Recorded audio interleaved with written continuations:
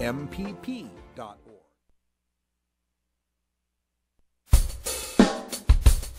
take a seed, you plant it, you grow it, you dry it, you roll it, you smoke it, and it goes down smooth. Hey! Spanning the continent to bring you the truth about cannabis and marijuana law reform. I smoke pot and I like it a lot. The Russ Belville Show, the voice of the marijuana nation. Now, here's your host, Radical Russ Belville.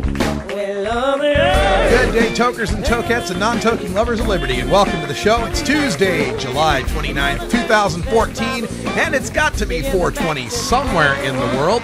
Welcome to the show. We are back from the middle of America, up in the mitten there, that is Michigan. I was in Clio, Michigan. It's not Clio, it's Clio. I was in Clio, Michigan, and believe me, I feel you, man. It's Boise, not Boise. But I was in Clio, Michigan for the High Times Cannabis Cup, and great place because it's kind of like out in the middle of nowhere, really. It's a auto speedway, right? So they have this, they have the big grandstands, and they have the fenced off speedway area.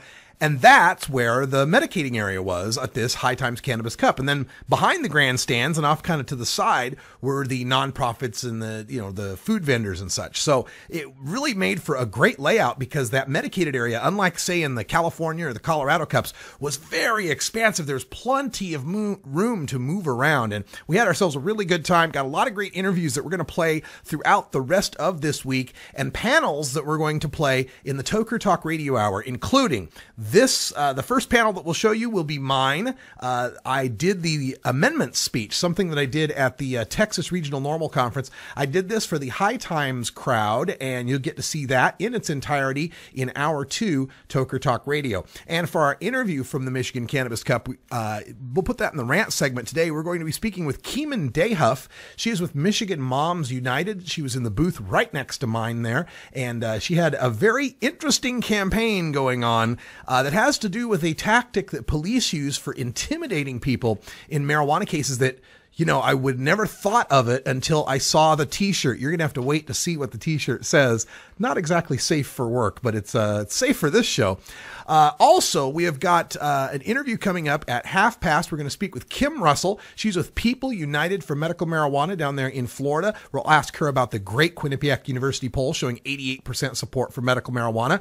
But at the beginning, we always start off with our 420 radio news, and that means we welcome back to our show our Colorado correspondent, the great Priscilla Seiben. How you doing, Priscilla?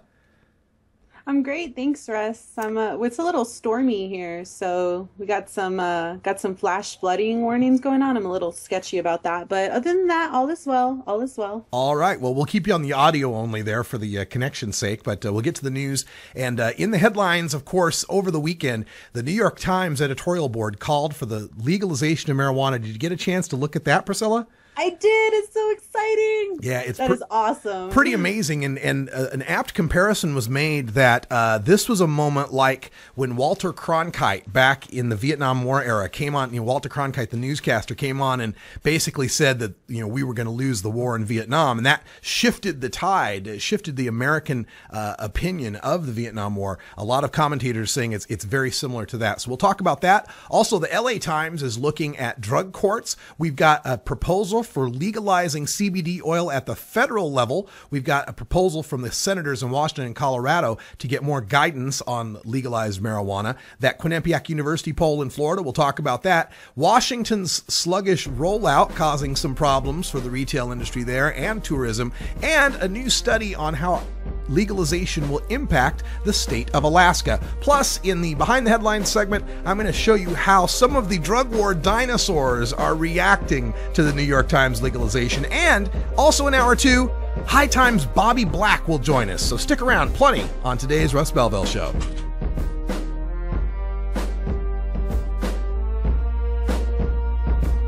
And Bacon Dan's in the studio. Back from the Great White North, eh?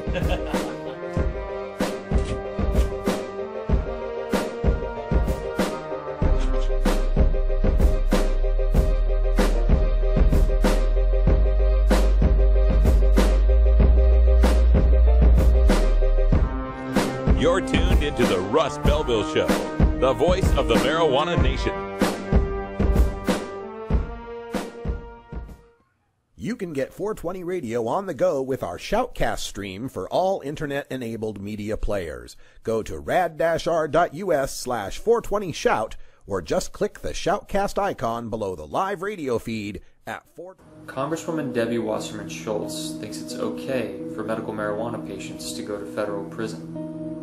On May 30th, she voted against an amendment that would respect Florida's new laws and protect Florida's patients. Even though 88% of Florida voters support medical marijuana, why would Congresswoman Wasserman Schultz vote to send patients like this to prison? Is Congresswoman Wasserman Schultz out of touch with Florida? Electric Bob's Boogaloo every Tuesday at 5 and 8 Pacific on 4. I don't use marijuana, but as a teacher of 36 years, I can tell you lots of other people use it. I don't believe in prohibition. I don't think it works. Prohibiting it hasn't stopped anybody from getting a hold of it.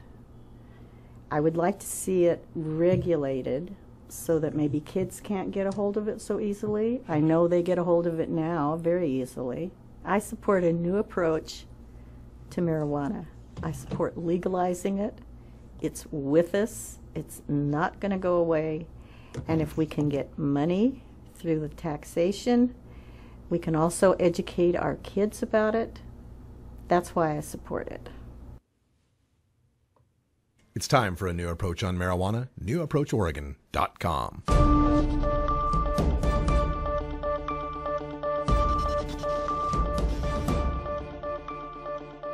It's time for the 420 Radio News, covering the latest headlines in consumer cannabis, medical marijuana, and industrial hemp. Transcripts of 420 Radio News are available daily on our website at 420radio.org. Now, here's Priscilla Simon. All right, everybody, it's your 420 Radio News for Tuesday, July 29th, 2014. The New York Times editorial board has come out in favor of legalizing marijuana. In its Sunday editorial that launched a week-long series of editorials in favor of legalization, the Times wrote, quote, "It has been more than 40 years since Congress passed the current ban on marijuana, inflicting great harm on society just to prohibit a substance far less dangerous than alcohol," end quote. The editorial, entitled "Repeal Prohibition Again," explains, quote, "There are no perfect answers to people's legitimate concerns about marijuana use. But neither are there such answers about tobacco and alcohol, and we believe that on every level, health effects, the impact on society, and law and order issues, the balance falls squarely on the side of national legalization," end quote. Reaction to the editorials has reverberated throughout national media, with most responses in support of the Times' decision to support legalization. That's right. And when we get to behind the headlines after this segment, I'll tell you some of the few negative reactions that are coming out from some of the usual suspects. To me, my favorite part of the editorial with the New York Times is when they said, it was something to the effect of, there are legitimate concerns about youth and marijuana use. That's why we advocate legalizing for adults 21 and over. Done. That's it. We're not going to discuss it anymore. It's like, of course, weed's bad for kids if they're using it in excess. Nobody's talking about legalizing weed for kids. And by every indication, what we're doing now with prohibition isn't stopping kids from getting weed. So why shouldn't we try something new where we put the weed in adults-only stores and we check kids' IDs for it? You know, like they did in Colorado recently, Priscilla. They had that sting and they couldn't find any pot shop that would sell to kids. 0 for 21. We were on point, man. We know what's up. The Los Angeles Times, meanwhile, is focusing on one of the most pernicious aspects of the drug war, drug courts. The story notes that, quote, "Those charged with marijuana possession are the single largest group of offenders sent to drug court treatment programs," end quote. John Roman, a senior analyst at the Urban Institute, says, quote, "The problem is very few people who have those serious problems get into one of those drug courts. Instead, we take all kinds of people into drug court who don't have serious problems," end quote. The story mentions marijuana possessors who once may have gotten off with a small fine, who are now enrolled into drug courts and treatments for months which they must pay for. Harold Pollack, a professor at University of Chicago, explains, quote, people want these programs to be successful, end quote, and that a major reason the drug courts can boast such success is because they avoid tackling the hard cases. Yeah, and this is something we've been saying here on the Russ Belville Show for years now, is that this is the lie of drug courts. You go and you get a whole bunch of people to get into your drug court program. Well, you don't want the people that have a serious addiction to cocaine, meth, or heroin. They're tough to rehab. But you get a whole bunch of pot smokers who have jobs and health insurance that will pay for the rehab, of course. But they have jobs, and you threaten them with a loss of their job or incarceration at the threat of, P tests that determine whether or not they're going to go to jail. Wow! What an amazing success rate you have getting those addicts to stop using marijuana. That's exactly the scam that's going on here with the drug court system. And of course, they're always going to go after the marijuana users because we are the ones that are employable and we are the ones that have the money to pay for those drug court systems. Yeah. A Republican congressman from Pennsylvania has proposed a bill to remove high CBD/low THC marijuana from the Controlled Substances Act. The Charlotte's Web Medical Hemp Act of 2014 would legalize not just the famous Charlotte's Web strain popularized in the Dr. Sanjay Gupta documentary Weed, but any cannabis strain containing less than 0.3% THC. Quote, no one should face a choice of having their child suffer or moving to Colorado and splitting up their family, said Representative Scott Perry, the bill's sponsors. Quote, we live in America, and if there's something that would make my child feel better and they can't get it because of the government, that's not right, end quote. In this year alone, 11 states have legalized the use of non-psychoactive form of medical marijuana with near unanimous support in their state legislatures. Yeah, and it's an interesting little framing shift we're getting with this now. They're calling it therapeutic hemp or medical hemp. Anything we can do to distinguish that, no, this isn't the evil, icky marijuana that has THC in it that gets you high. And the problem, of course, with that framing is that it's that same kind of we're patients, not criminals framing. Well, gee, if it's not therapeutic hemp, then it must be marijuana, the evil stuff that people smoke to get high. And to me, it's just a demonization, a backhanded demonization of THC and a diminishing of its medical utility, the pain-killing utility of THC, how it helps people with post-traumatic stress. I mean, there's so much anxiety and so forth. And even for these people that need the CBD treatments, they need a certain ratio of THC to help it along as well. And a lot of these, the CBD legislations, less than 0.3% THC is oftentimes, hard to get when we're talking about breeding these plants, and oftentimes ineffective for these people that need a stronger ratio of THC. The true a combination of the two is what I've heard is definitely really beneficial. A combination of the CBD and THC. Exactly. And so the true solution for medical marijuana is just legalization of marijuana. Yeah. The senators from Washington and Colorado are urging the Obama administration to give clear guidance to their states as legalization rolls on. Democratic Senators Michael Bennet and Mark Udall of Colorado and Maria Cantwell and Patty Murray of Washington wrote a letter to White House Chief of Staff Dennis McDonough and Attorney General Eric Holder to call for a, quote, clear and consistent and uniform interpretation and application, end quote, of federal drug laws in relation to their home states. Quote, we believe the federal government should support Colorado and Washington states' effort to establish a successful regulatory framework in a way that achieves greater certainty for local officials, citizens, and business owners, end quote, in the cannabis industry, the senators wrote in the letter dated Monday. The senators said that uncertainty regarding the implementation of federal laws restricting possession and distribution of marijuana, quote, may undermine our state's ability to regulate the industry adequately. Let me translate from Washington speak. Hey, there's a whole bunch of people here that are making money, and they want to donate money to political campaigns, but they're afraid their ability to continue making huge gobs of money is going to be impacted if, say, a President Christie shows up or some Republican ends up in office and starts calling the federal dogs on all all the alphabet agencies on all these guys trying to make stacks of money. So in the interest of making stacks of money, could you come up with some consistency here on how these businesses can move forward reaping their stacks of money and hopefully donating it to some of our political campaigns?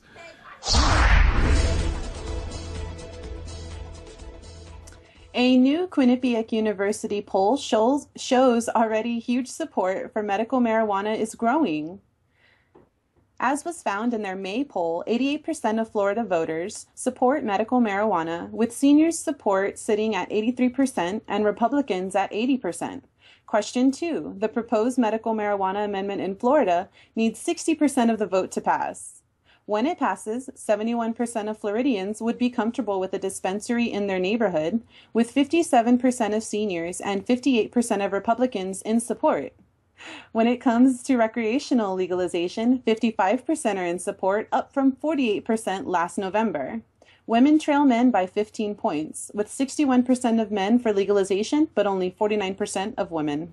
And still, though, that 49% is a plurality. It's like 49 versus 45 that are against it. So even though women are far, far behind, like they usually are in support for legalization, they still support legalization. And even the scare story of, oh my God, there's going to be a pot shop in your backyard, doesn't scare people either. The seniors and the Republicans are probably going, well, good, I can walk to it. That'll be great. Oh, man. And to have this happening in Florida, the home of Kevin Sabet and the University of Florida Drug Policy Institute that he leads up, that's just a sweet icing on the cake. Oh, yeah. The sluggish rollout of Washington State's legal marijuana market is putting a damper on marijuana tourism.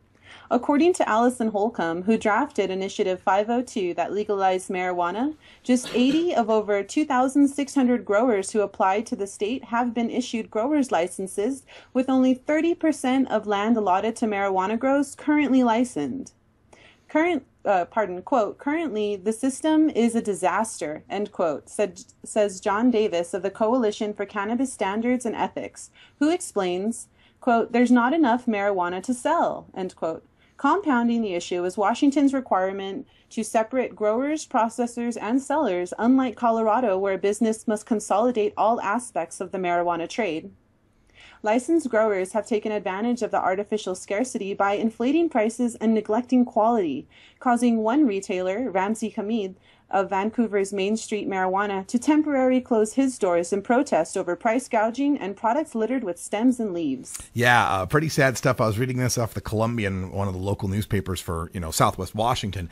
We're actually in contact with Ramsey Hamid out there at Main Street Marijuana and may set up a situation where we'll either interview him live there at the shop or do a whole live show there from the shop. But we'll have a great perspective from one of these shop owners on how we're dealing with Washington State's rollout, which by all accounts is really messed up, and we're looking forward to working this out. Legal marijuana in Alaska will be a $251 million industry that will generate $20 million in new tax revenues annually. That's the message from a new report by the Alaska Cannabis Institute that estimates roughly 95,000 Alaska adults will be legal marijuana consumers in the first year of legalization. Alaska and Oregon will both be voting on adult recreational marijuana legalization this November. All right. Good news coming out of Alaska. $251 million industry, $20 million in tax revenues. In Oregon, we're looking at what was estimated at $38.5 million in new tax revenues. And I believe a lot of the difference here will be that Alaska is going to have a higher taxing scheme than Oregon will. Oregon's going to be a pioneer here by taxing marijuana by weight, not by sales price. See, when you tax marijuana by sales price, like what's going on in Washington and in Colorado, there's incentive to keep the price high because, 10% of a $200 ounce is $20. 10% of a $100 ounce is $10, right? You want to keep that price high so that you can get your tax revenues for the state. In the case of Oregon, Oregonians hate sales tax. We hate anything that resembles a sales tax. So we're going to tax marijuana by the ounce, $35 an ounce. Hey, state makes the same $35 on a $200 ounce than it makes on a $100 ounce. And there'll be incentive there to sell more ounces if you want to get more tax revenue. Every incentive to license as many growers as possible so you can make that tax revenue. I tell you, between Colorado Colorado, Washington, Oregon, and Alaska, we will have shown you all the best ways to legalize marijuana for the states that come around in 2016. California, we're looking at you. Take note on what we're doing right, figure out how to fix what we're doing wrong, and knock it out of the park in 2016. Yeah. Alrighty then. It's 4:20 in the Mountain Time Zone. That means Priscilla has to attend a mandatory union-required local 420 safety break. Priscilla, you got something good for the safety break today? I do. Just chilling with Larry. All right, Larry OG. Yeah, Larry OG. All right, we'll see you next time, tomorrow. Next time, We're tomorrow. back with Behind the Headlines after this.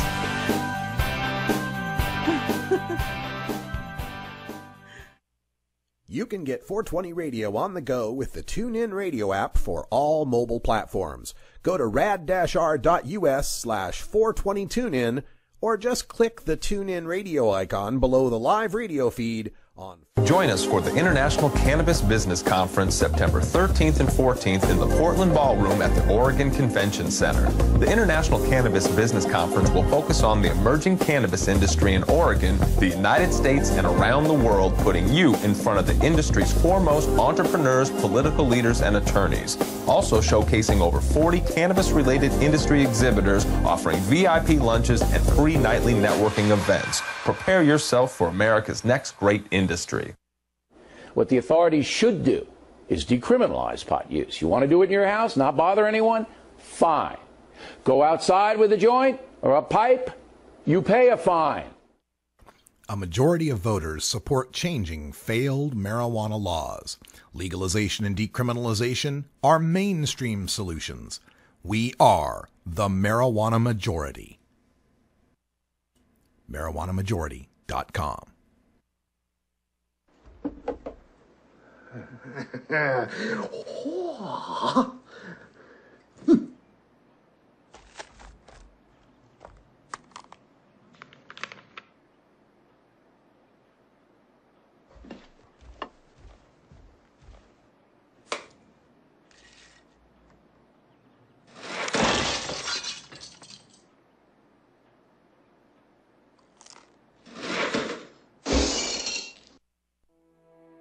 Are you a hypocrite? If you live a closeted cannabis lifestyle, you are. Read about 7 people living a closeted cannabis lifestyle who are on the verge of coming out in The Hypocrites by Mara K. Eaton. Available at areyouahypocrite.net. You can purchase the book on Amazon and Barnes & Noble, also available on iTunes. Check out Mara K. Eaton on Facebook as well. Learn more at areyouahypocrite.net.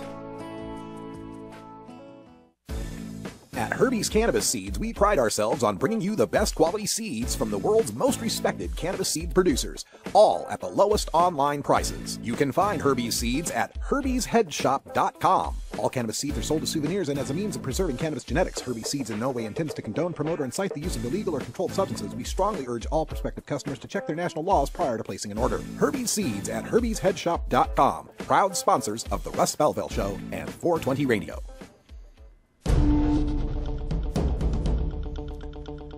Welcome back, everyone. 23 after the hour. Time for us to go behind the headlines. And, of course, the big headline this weekend was the New York Times editorial board coming out in support of marijuana legalization at the national level. Today, we want to talk about the Drug War Dinosaurs reacting to the New York Times legalization evolution. Now that marijuana legalization is regularly supported by majorities in poll after poll, the dinosaurs still supporting the drug war are becoming increasingly desperate in their scaremongering. The public and even some politicians are rapidly evolving on marijuana policy, but the drug war dinosaurs can't change their ways. The New York Times week-long editorial support for legalization has all the usual prehistoric beasts thrashing about in the tar pits, wailing their last pathetic shrieks before extinction. Behold, the behemoth Argentinosaurus! The Office of National Drug Control Policy, a massive bureaucratic sauropod that's grown to the size of a Boeing 737 with a $366 million budget. Where it once thundered across the land, every stomp of its federal foot shaking the earth, it now meekly offers platitudes like, quote, "The Obama administration continues to oppose legalization of marijuana and other illegal drugs because it flies in the face of a public health approach to reducing drug use and its consequences," end quote. While the president engages in beer summits, pharmaceutical ads rule the airwaves, and the drug war budget is still 60% drug war to 40% public health approach. Now witness the deceptively powerful Triceratops, the American Society for Addiction Medicine, whose three-pronged approach of arrest, drug court, and forced rehab brings in a steady stream of employed, insured adults, almost guaranteed to boost ASAM members' rehab success statistics. Quote, "Prohibition reduced the public's alcohol intake considerably," its president, Stuart Gitlow, informs the Times. "The rate of alcohol-associated illness dropped in a similar fashion. Prohibition was perhaps a political failure, but an impressive success from a public health standpoint." End quote. Unless, of course, you considered the public health standpoint of shifting beer drinkers to hard liquor and people being shot by Al Capone's gang. Look, quick!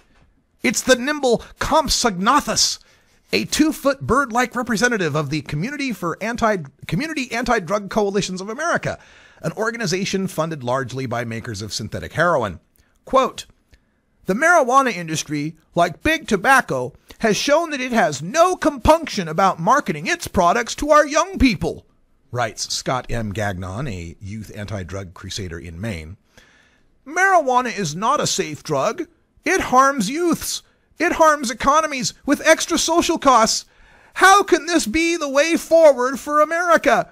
Don't our communities deserve better?" End quote. Like perhaps almost 10,000 marijuana jobs and thousands more marijuana-related jobs in Colorado, with lower crime rates and tax revenue for schools. Of course, no dinosaur exhibit is complete without the Tyrannosaurus Rex, all mouth, small brain, and tiny little forelimbs with no distinguishable purpose. Quote, "Project SAM, Smart Approaches to Marijuana, calls upon the federal government to step up its strategy to reduce marijuana use and its consequences," writes Kevin A. Sabet before flashing those scary T-Rex teeth. "The call comes amid New York Times editorial urging national legalization, despite early data showing increases in poison center calls, treatment admissions, and stone driving in Colorado." End quote. Scary because he'll use the word poison to describe Maureen Dowd's edible overdosing, because he'll note rehab increases from legal pot smokers whose employers still drug test, and because he'll ignore that Larimer County DUI checkpoint in May that found 0 stone drivers out of over 1,500 cars checked. He continues, quote, "In that state, where the legalization of retail marijuana began on January 1st, Sabet wails as his useless forelimbs struggle in the tar, crime has increased and marijuana revenue has barely reached a third of projections." End quote. Natural selection is favoring those whose brains can read Denver's crime stats, which are down in nearly every category, and those who can understand that even a downward revision in revenue estimates for a brand new market still means we're bringing in brand new revenue. So long, drug war dinosaurs. The intelligent mammals with endocannabinoid systems are now taking over.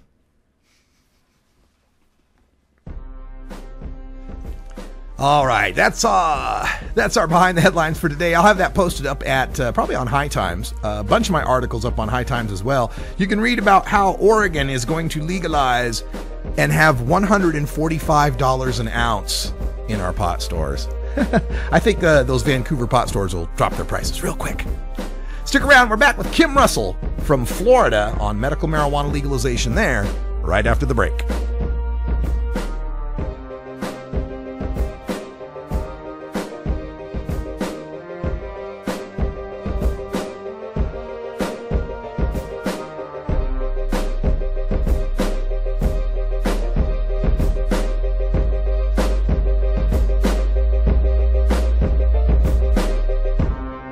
You're tuned into the Russ Belville Show, the voice of the marijuana nation.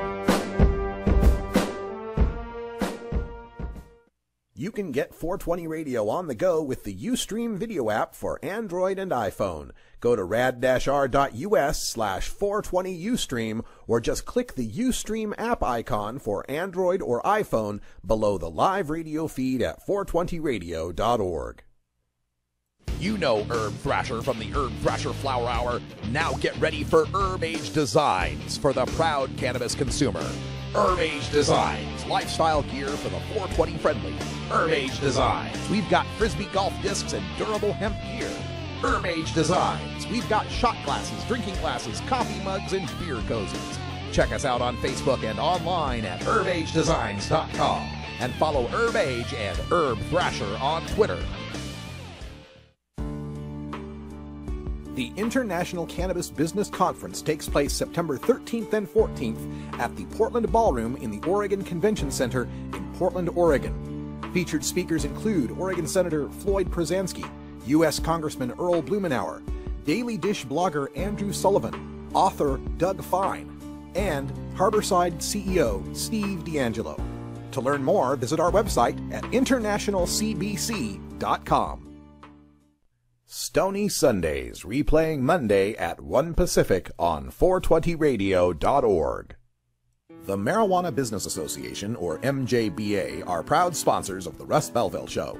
It is the mission of the MJBA to establish integrity and legitimacy, create common market standards, provide market intelligence, and develop best ethical business practices for participants in the emerging legal marijuana industry, including commercial hemp, medical marijuana, and recreational marijuana for adults. Learn more about the Marijuana Business Association and visit mjba.net to join today. That's mjba.net. The law offices of Omar Figueroa would like to remind you to stand up for your rights. If you are detained or arrested, treat law enforcement with respect and stand up for your rights by repeating, "I respectfully invoke all of my legal and constitutional rights. I do not consent to any search and seizure. I want to remain silent, and I want to speak with my attorney." Please contact the law offices of Omar Figueroa at 415-489-0420 or 707-829-0215 or on the web at omarfigueroa.com.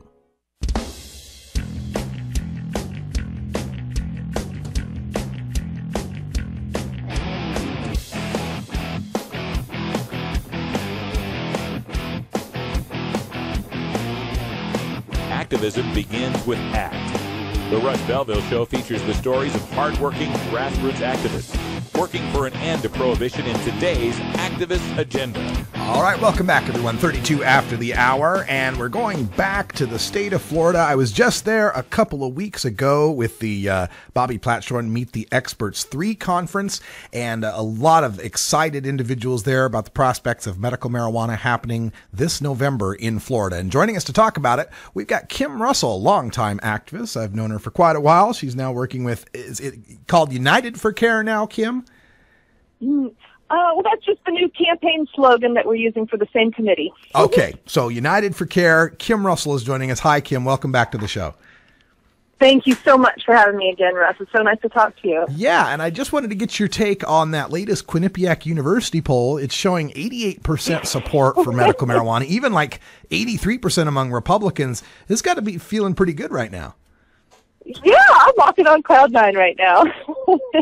Yes, it's fabulous. So I don't want people to get complacent and think that they don't have to get out there and vote and that they don't have to keep spreading word, because how great would that be if Florida really did take it by 88%? That would be loud and clear to our politicians of what we want. There wouldn't be a question about it. Yeah, no doubt about that. And I think also Florida serves as kind of a political bellwether in that you've got a large population, like third or fourth in the nation. You're often considered a purple state as far as presidential electoral politics goes. If Florida goes medical marijuana in 2014, there's no doubt this has to be a major campaign topic for the presidency in 2016. Oh, I would think so. Well, how about the campaign that's happening in Florida right now with respect to the governor's office? I know Governor Rick Scott has been, pretty anti-medical marijuana. Charlie Crist, the former governor, former Republican turned Democrat, is now running for his old job back, and he seems to be more positive on the issue. Do you see Florida's medical marijuana vote having a big effect on the gubernatorial race? That is a really, really hard question. I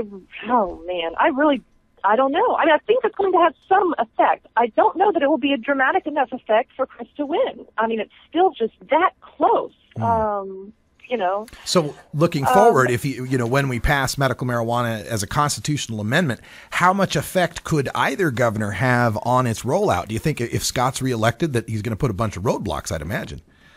Oh, well, absolutely. That's exactly right. Yes. If Scott is elected, it will look much like the Charlotte's Web bill that they're trying to legislate right now with, that outlines 5 dispensaries for the whole entire state.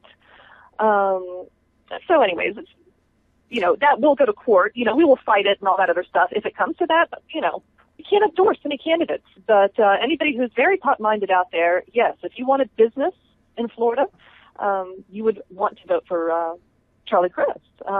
Rick Scott's not going to allow small businesses a whole lot of opportunity here. Yeah, and let's go back to what you mentioned there. In 2010, California was fighting for Prop 19. It was getting a lot of good polling. And so Governor Schwarzenegger kind of rushed through this decrim law. We will make it so that you take it for an ounce or less. And that's my worst Schwarzenegger impression. But it kind of took the wind out of the sails somewhat. People said, the Prop 19 campaign was using the fact that people get arrested for marijuana. We decriminalize it. Oh, they're not getting arrested. Do you think that's what's behind this recent passage of this CBD law that you got in Florida and Governor Scott wanting to sign that? I don't know what I know the person that introduced the bill, Representative Dix, and he absolutely had a whole heart when he did it. Okay. I do not believe he was behind the conspiracy whatsoever. Other Republicans in Tallahassee, I think it might have swayed them a little bit to support the bill because we had a constitutional amendment coming up,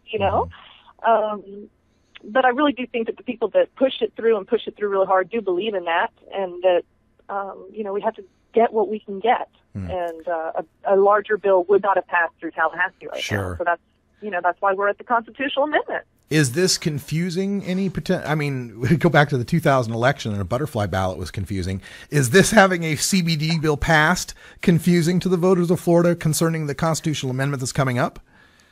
Yes, there is some confusion there. And yes, we are taking every opportunity to get there and educate the people and let them understand the difference. But I do think that the Floridians are smart enough, to get it.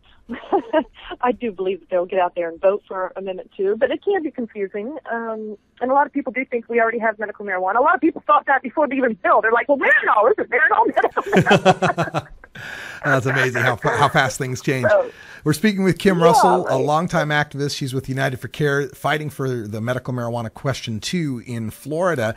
And, in this question 2, I've seen some pushback now. The only opposition you got really from like the Drug-Free Florida Foundation Society for America's Kids or whatever the hell it's named. Got a big infusion of money from billionaire Sheldon Adelson, the Las Vegas casino tycoon, pumped in $2.5 million. And it sounds to me like they're trying to foster a confusion campaign and trying to paint Florida medical marijuana as it's going to be, California 2 electric boogaloo. You're going to have bikini sign twirlers out there on South Beach and, simple recommendations for, our athlete's foot. What do you have to say about those kind of attacks? It's just propaganda. We have developed a whole new committee called Florida for Care, and that is a team of experts that are really studying what has worked and what has not worked around the nation. And they're going to be giving our recommendations before Amendment 2 goes to vote. So people will see what it is that we're talking about and that we're not talking about opening it up like a California. I think there's a lot to be said about smart regulation. Florida's just not ready for full legalization yet. And so, we're doing the best we can with the medical. And we're going to do a great job at it. Well, maybe Florida is. That latest Quinnipiac poll that showed 88% support for medical showed 54% support for legalization. Do you think, passing medical in 2014 and then looking forward to 2016 that it could happen, that soon? Could Florida turn around real quickly on this? I don't know. I don't think so, because in Florida we have to have the 60% vote. And usually when people look at funding, all these ballot initiatives, they take lots of money, lots of funding. Sure. So when people look at that, they're looking for a 70% approval rating before they come in and fund something like this. So that's what the polls were showing medically, before we got funding for the campaign. That's what the polling were showing, 70%. So they're like, hey, we're going to fund you. Okay, let's do Suddenly it. we're popular. Yeah, right. Are you personally, I know you've been doing this for a long time. We've been working together for, as long as I've been in activism. Are you surprised at how fast not just Florida, but the nation is starting to turn on the marijuana issue? No. I thought it was going to happen a lot sooner. Yeah. When I started being an activist, I did not think it would take this long. Oh. So I am delighted that it's happening. I just wish it would have happened sooner, but yeah, I mean, it's just great to see. And I knew with somebody like John Morgan, when he stands up for Florida, I mean, a lot of people turn around and listen. Yeah, and, definitely. John Morgan getting involved. Combination of good things. John Morgan getting involved had a huge impact, not just financially, but just from adding gravitas to the issue. The folks in Tallahassee didn't think it was just about marijuana activists anymore. That it was high profile lawyers and their families as well. Right. Exactly. So yeah. He's always been fighting for the people, and a lot of people respect him. And yeah, I mean, he just couldn't be a better champion for the cause. I could not have asked for a better champion for the cause, for sure. Now, with United for Care, what sort of tactics do you plan on employing? I mean, gosh, with 88% support, it seems like really get out the vote would be the most important thing. Yes, absolutely. We're still pushing through the end. Through the end of this month, which is almost over now, Sure. We're pushing for absentee ballots, trying to get a huge step up on people getting their absentee ballots in. So if anybody's in Florida and wants to be proactive on that, we're trying to get the early vote. So we'll have a couple hundred, absentee ballots before we even go to the voting polls. But between now and then, yes, it's absolutely getting out the vote, making people understand that, the SB 1030 is not the answer to the medical marijuana need in Florida. And that's the CBD bill that you passed. Exactly, the CBD bill, right. Other than that misconception, are there other common misconceptions you hear from Florida voters when they ask you about this this medical marijuana amendment? Well, the biggest one that I do hear is people, are afraid it's going to get abused. And my only comment to that is pharmaceuticals are abused every single day, and people don't die from marijuana. Mm-hmm. And that's the only comeback that I can come. Yeah, and Florida, of course, has had known as the pill mill capital. I know that's been a big issue there with the overproduction and overprescribing of OxyContin and other synthetic opioids. Does that figure into these discussions when you're talking to those folks? Yeah, people are a little more skeptical. They're afraid that we're going to turn into a pill mill, but it's not a big stumbling stone at all. I mean, we really are having a huge majority of the support. It's really not, people, it's all about compassion, and that's the only issue that we're really hitting people with is compassion. Now, and, when you talk to people in the they're like, if my grandma needed it, sure, I'd want her to have it. Or, of course. People can relate to people in suffering and people in need, All right. Well, let's get you some more support and more help because 88% is just not good enough. Let's kick that up to 90. How can people get in touch with you guys and help you out in Florida if they want to get involved? Oh, please go to our website, which is www.unitedforcare.org. You can sign up to be a volunteer on there if you have extra time to spend. If not, always donations help by advertising. Right now, we're buying our advertising for the fall. To get our advertising campaign up there.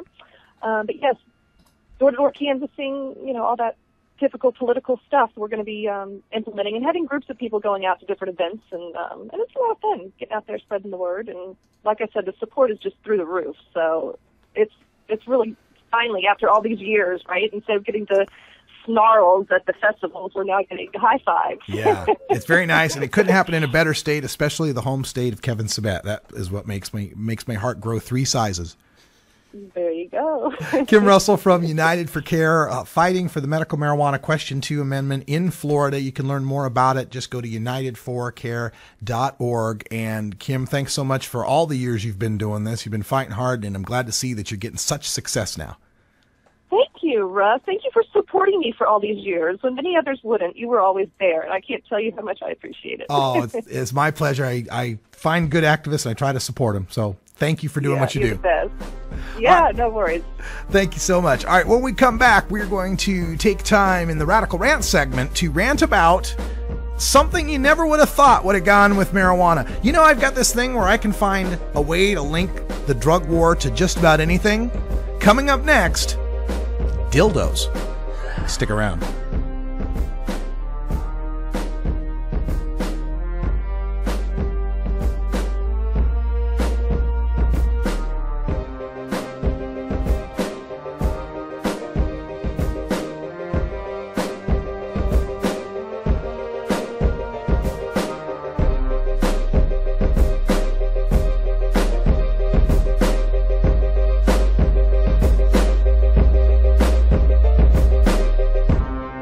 You're tuned into the Russ Belville Show, the voice of the marijuana nation. 420 Radio is 24-hour marijuana legalization radio. At Royal Queen Seeds, we've got premium feminized cannabis seeds, including auto-flowering varieties for the medical cannabis user. We've got bulk shipments available and new CBD oil. Plus, we accept payment in Visa, MasterCard, and Bitcoin, as well as other methods. Check out our website at royalqueenseeds.com for more information. We are located in the Netherlands, and we have online grow experts ready to help you now at royalqueenseeds.com.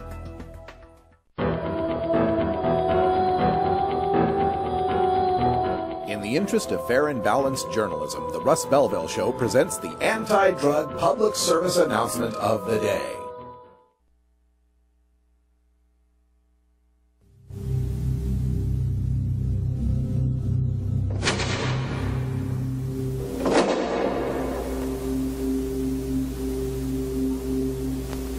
A lot of drug abuse messages are full of statistics.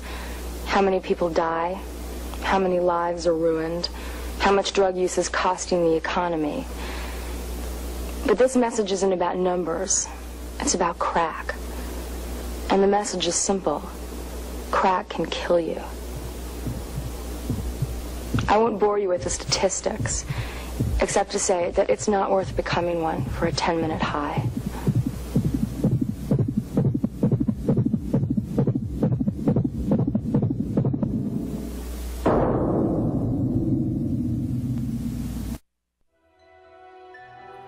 This has been the anti-drug public service announcement of the day.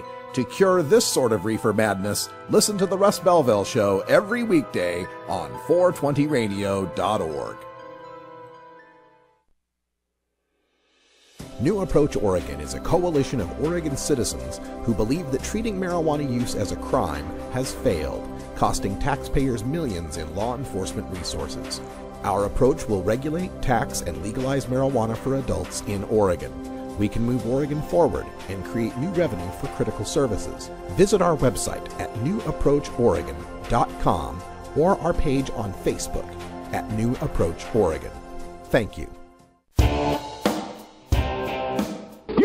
Handle the truth. Entirely legitimate topic for debate. You have offended my family. Hey, this is great, man. And you have offended a Shaolin temple. One major responsibility is to encourage people to use less drugs. I know nothing. I support a change in law to end federal criminal penalties for possession of up to 1 ounce of marijuana. We don't need no stinking budget. Homosexuality, immorality in general. How in the century you have slurred the meaning of the words we, the people. Be warned, this is not your mother's marijuana. You could ask yourself a question. Do I feel lucky? Well, do you, punk? I want to ask you a bunch of questions. I want to have them answered immediately. Surely you can't be serious. I am serious. And don't call me Shirley. Radical Rant. All right, welcome back, everybody. And for today's rant, we're actually going to do a little bit of activism. And this is kind of a crossover into police intimidation tactics. And while it sounds silly when you see the graphic on the screen, Dildos for Justice, there's actually a serious story behind this. And so joining us at the booth this weekend at the High Times Cannabis Cup in Clio, Michigan, we met Keemen Dayhuff, and she is an activist with Michigan Moms United. This is our interview. Welcome back to our coverage of the High Times Cannabis Cup in Clio, Michigan. And there's the most interesting set of T-shirts next to me in the booth that say Dildos for Justice. And I've never seen anything like that at any event, so I have a guest here to tell us all about it. Tell folks your name, your organization, and just what the hell is Dildos for Justice? My name is Keemen Dayhuff, and I'm with Michigan Moms United, founded by Ms. Sharmi Golson. Our current campaign is Dildos for Justice, and it does sound a little bit shocking, and we hope it does shock you and make you ask what's going on, because what's behind it is our civil asset forfeiture laws here in Michigan. Your property can be taken from you without you being convicted of a crime, and that seems kind of backwards. And they can, including your sex toys. What? Your sex toys. So they bust you for weed. Yes. They come and got a warrant, they get into your house, and they take the weed, and they take the lights, and they take your money, and they take your dildos? They take your dildos. They take any naked pictures you may have of your significant other. They take any pornography you may have in your house that you are privately enjoying. Because this somehow helps you grow weed. Well, I guess the logic there is what they'll do is they'll come in on these warrants and they will take your grow equipment, your product, and your guns if you have them. Yeah. And they'll also take your sex toys. Now, the reason for that is because later on when they're building a case against you, they'll photograph your product, your grow equipment, and your sex toys laid out all together, all in one place. So that later on when you decide to go to court or you want a jury trial, jury nullification, by the way, if anybody's listening, then it all becomes part of the case. And so when you go and sit in the courtroom, you have to explain your product, your grow equipment, and your hustlers. And why you have the black mambo. Right. Whatever, right? Right. It's a threat, it's an intimidation, it's a tactic Absolutely. that law enforcement is using here to try to embarrass you Absolutely. from wanting in, I'll just take the plea deal, I'll just settle. Sure. It's belittling. It's dehumanizing. And in a way, and it sort of attacks women in a special way. Because when men go into the local, police station, by the way, after they're not convicted of a crime because there was something wrong with the arrest warrant or, some procedure was not followed. When you're not convicted and you can get your property back, you then have to go to your local neighborhood police and say, excuse me, you know that purple dildo that you took from me? Could I get that back? And it's kind of awkward for women, and that's horrible to think that our mothers, the mothers of your children in Michigan, are having to do that in this war against drugs, and it's ridiculous. And if we have to put a law in the books that says you can't steal our sex toys, we'll do it. But then we're going to have a really serious conversation about how we handle civil asset forfeiture in this state.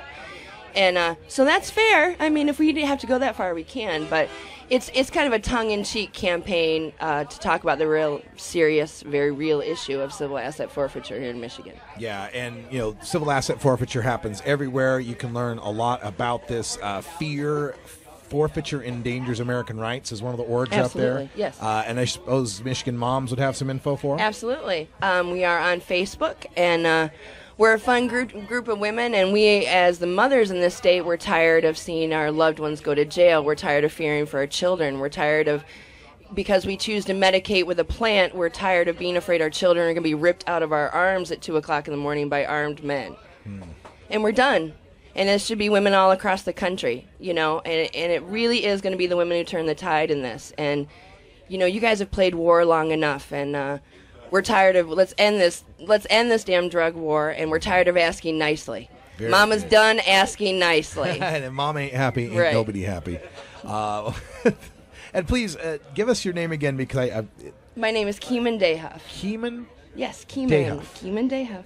Yes, That's sir. a very interesting name, and I'm going to have you spell it when I save the file. But I can do that. Michigan Moms United, and, this is something that's impacting families across the country. There was just recently on the John Oliver show, Sunday night, this is an HBO show, John Oliver did a segment on the mass incarceration in America and pointed out how this is so widespread that Sesame Street had Isn't a that segment insane? explaining to kids, you know, Isn't that insane? my daddy's in jail. When well, it's Oster okay. the Grouch has to explain to your 4-year-old where daddy's at. I mean, come on, America. Does Yeah. nobody? I mean, this is getting serious when we're tailoring our children's programming to making children deal with incarcerated parents. We need to rethink how we're looking at this nation. Very good point. Very good point. Now, any other topics as far as Michigan moms that you'd like to focus on while we're here? I'd actually like to say a few words. I don't know if anybody out there remembers anything from the Free Brie campaign. I remember Free Brie. Go Right. ahead. Steve and Maria Green here in Lansing, they had their 6-month-old breastfeeding daughter, Brie, removed from their home simply for being medical marijuana patient and caregiver. Thankfully, thank God, we got Brie back. But the only way that happened was through the court of public opinion. And that was because we went outside DHS headquarters and we chanted and we got online and we talked on Facebook. And it was the people that changed that. It was the people that brought her home. It was not the representatives who you know, were up in the big offices who wanted to really do the right thing. And that's what I want to say to everybody is get out there and get educated. There's so much online about the CPS and what people are going through. You know, it says in our law here in Michigan that we can't be punished for being medical marijuana patients. And now if coming in and taking our children isn't being punished, I don't understand what is. Yeah. If that's not the worst thing you can do to people. For choosing a plant that's been on the planet longer than the government that outlawed it. It's insane. It's insane. It's incredibly cruel and unusual punishment. Absolutely. And a lot of times we see child endangerment charges because there Yes. were plants in a home. Yes. But oftentimes this happens. I have these little tricks that I do whenever there's this news story that the other side tries to paint as an awful thing on our side. And when these cases were happening, there was a spate of cases where there's child endangerment charges against people who are growers, people that medical marijuana patients, and so forth. And at the same time, in my home county, a woman had left her 3-month-old and 2-year-old in the Jeep where there was a loaded handgun that the 3-month-old, one kid got a hold of and shot the other kid. Right.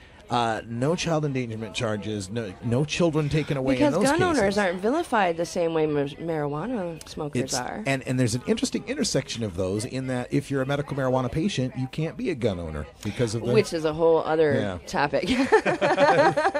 Which is something we could do an entire other segment on. Absolutely. And it's strange to me that the vilification of people who choose to medicate with marijuana.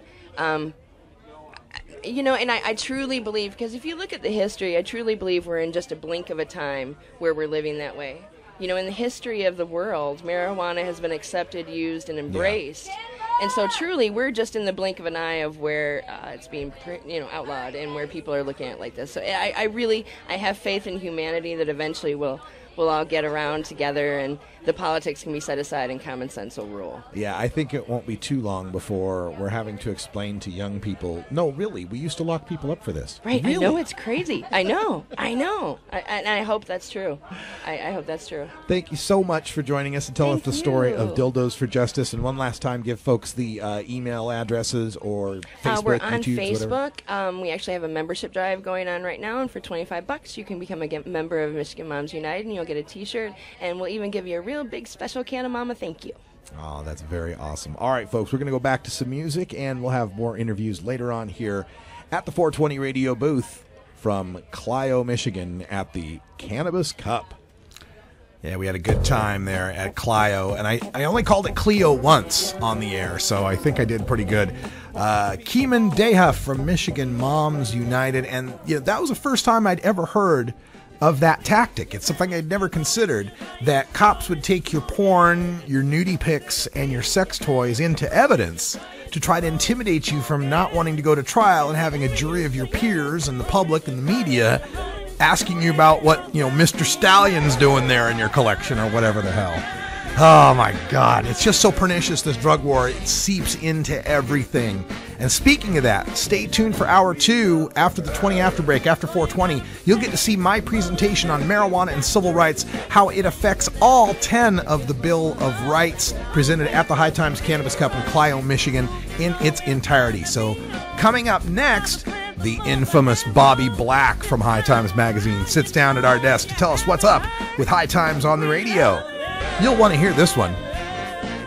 For everyone here, I'm Radical Russ. Thanks for joining us. Until next time, take care of each other, tokers.